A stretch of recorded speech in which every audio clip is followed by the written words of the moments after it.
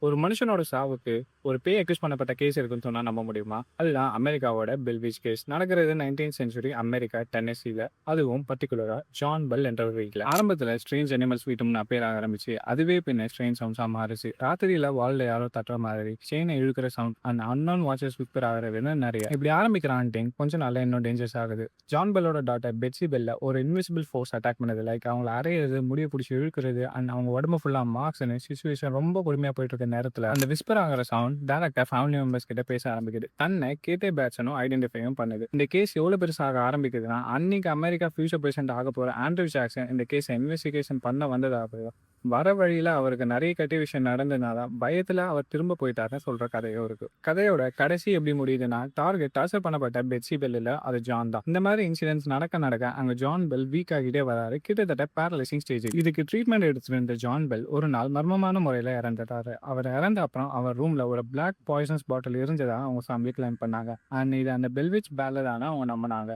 உண்மையாவே ஒரு பேய் தான் பண்ணுச்சா, ஆர் இதுக்கு பின்னாடி வேற ஏதாவது இருந்துச்சான்னு இன்னி வரைக்கும் இந்த கேஸ் ஒரு மிஸ்ட்ரி தான்.